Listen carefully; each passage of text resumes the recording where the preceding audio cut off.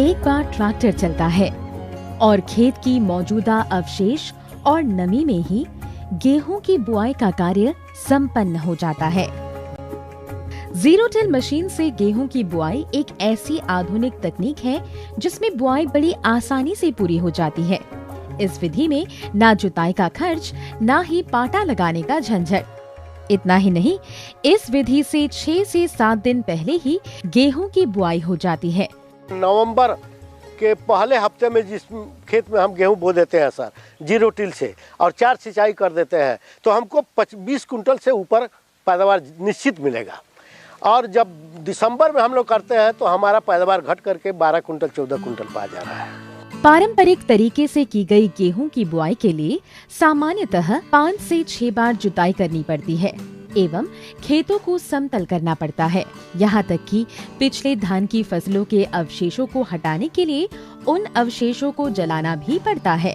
इस जटिल कार्य की वजह से बुआई में देरी तो होती ही है, साथ ही वातावरण भी प्रदूषित होता है।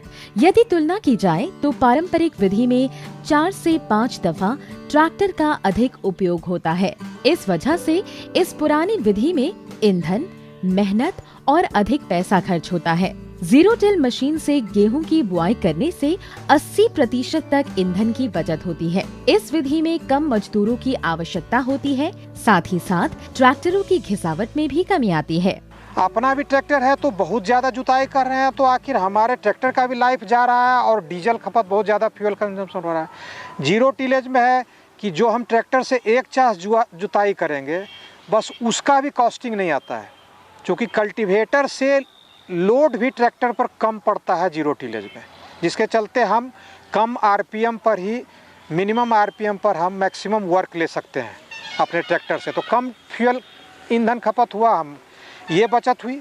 बहुत ज़्यादा कॉस्टिंग का डिफरेंसेज आ जाता है जुताई वाले सिस्टम में और ये मतलब जीरो टिलेज में। जीरो टिल से गेहूं की बुआई करने पर प्रति हेक्टेयर 6,000 रुपए तक के बचत के साथ ही पानी की भी बचत होती है एवं खाद व बीज का समुचित उपयोग होने के साथ ही पर्यावरण का संरक्षण होता है।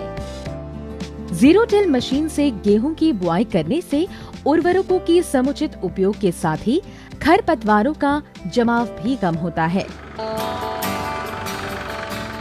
जीरो टिल मशीन से गेहूं की बुआई सरल है। जीरो टिलेज से गेहूं की बुआई करते समय यदि खेत में पहले से खरपतवार हो तो बुआई के 1-2 दिन पहले खरपतवार नाशी का प्रयोग कर खरपतवार नियंत्रण कर सकते हैं। फिर खाद एवं बीज सही मात्रा में जीरो टिल मशीन के डिब्बे में रख दिया जाता है। मशीन में लगे लीवर की सहायता से ये सुनिश्चित किया जाता है कि खाद और बीज सही मात्रा में खेत में गिरे। जीरो टिल मशीन की विशेषता ये है कि इसका फाल औंधे टी आकार के दांत या टाइन मिट्टी को चीरते हुए आगे बढ़ जाती है। ये फाल पाइप के जरिए ऊपर खाद एवं बीज के डिब्बे में जुड़ा होता है। इस वजह से बुआई के समय बीज एवं खाद उचित मात्रा में अपने अपने पंक्तियों में गिरता है। ना तो बीज व्यर्थ जाता है और ना ही खाद। किंतु सबसे अधिक फायदे वाली बात तो ये है कि इस विधि से गेहूं की बुआई सही समय पर संभव हो पाती है। और इसका फ़ायदा हमको ये होता है कि पछिया हवा से या झड़क से जो नुकसान हो जाता था गेहूं का, वह नुकसान नहीं होता है और गेहूं का दाना जो है, बाली दाना ये सब बुलंद आता है। नतीजा है कि अब गेहूं लगभग 1 कुंटल प्रति कट्ठा हो जाता है। समय से गेहूं की बुआई का वैज्ञानिक आधार भी है। गंगा के पूर्वी मैदानी क्षेत्र में किसान ज्यादातर गेहूं की बुआई नवंबर के अंत में या दिसंबर के पहले सप्ताह में आरंभ करते हैं। देरी से की गई बुआई से फसल के नुकसान का खतरा काफी बढ़ जाता है। पाया गया है कि मार्च के महीने में तापमान 35 डिग्री सेल्सियस या उससे भी अधिक रहता है। देरी से बुआई के कारण इस समय दाना भरने की बजाय दाना सिकुड़ने लगता है। स्वाभाविक है कि अधिक तापमान की वजह से उपज कम प्राप्त होती है।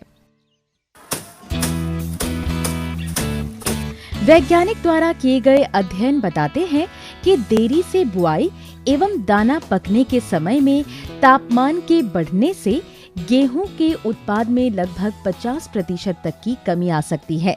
मेरे दाहिने तरफ ये जीरो टिलेज से हम लोग लगाए हैं, बिना जोता हुआ। और ये बाएं तरफ जो है ये हमारा खेत है, इसमें हम लोग तकरीबन 20-25 दिन के बाद इसको बोए हैं, रोटावेटर से जोत करके और ऊपर से छींट दिए हैं।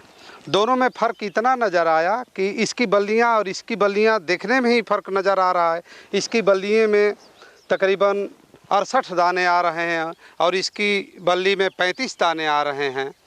देखने पर भी लगता है कि प्रोडक्शन इससे दुगना होने का उम्मीद है। अप्रैल में जब हम लोगों का हवा चलने लगेगा, मार्च के लास्ट में भी हवा चलेगा, तो ये तो दाना पक चुका है, ये दाना पूरा पुष्ट हो चुका है, ये अब सूखेगा नहीं। और इसका जो है तो अभी पका नहीं है, इसलिए गर्म हवा जब चलेगा तो ये बिल्कुल सूख जाता है और इसलिए इसका प्रोडक्शन बहुत कम हो जाता है और इसका प्रोडक्शन बहुत ज़्यादा रहता है। बिहार कृषि विभाग ने गेहूं की पैदावार बढ़ाने के लिए अपनी अध्यादेश में परिवर्तन करते हुए गेहूं की बुआई 15 नवंबर से पूर्व करने तथा जीरो टिलेज अपनाने की सलाह दी है, ताकि लागत घटाने के साथ ही पैदावार भी बढ़े। और इस पर बहुत ही फोकस है सरकार का, क्योंकि ये पंक्ति में शक्ति है और पिछले साल भी लोगों यही था, क्यों नहीं इसमें पूरे बिहार में लार्ज स्केल पर इस विधि को हम डेमोन्स्ट्रेशन के रूप में हम करवाएं और ये प्रखंड पंचायत के स्तर पर हो और उसके देख के किसान भी करें कि इसमें कम जुताई, जीरो जुताई में क्या उपज है और परंपरागत भी क्या उपज है। इस अभियान के तहत सीसा और राज्य सरकार मिलकर किसानों को जीरो टिल अपनाने की विधि का विशेष प्रशिक्षण दे रहे हैं।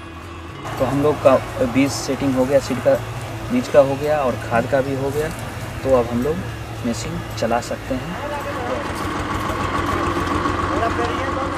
वर्तमान में किए गए सर्वेक्षण से पता चला है कि बिहार में 3,40,000 किसान तथा पूर्वी उत्तर प्रदेश में 2,80,000 किसान गेहूं की अगैती बुआई करने लगे हैं। जल्दी बिजाई करने के लिए आपको जीरो टिलेज की पत्ती अपनानी पड़ेगी और उसको कारगर करने के लिए हमने एक अच्छा तरीका निकाला है।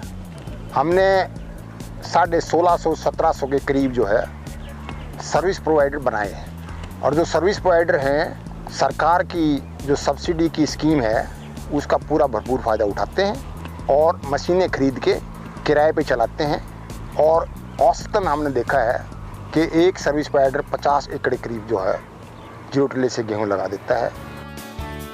सीसा और राज्य सरकार की इस पहल से आज गेहूं की अगैती बुआई और जीरो टिल अपनाकर लाखों किसानों ने न सिर्फ श्रम एवं लागत में कमी दर्ज की है, बल्कि अपनी पैदावार भी बढ़ाई है।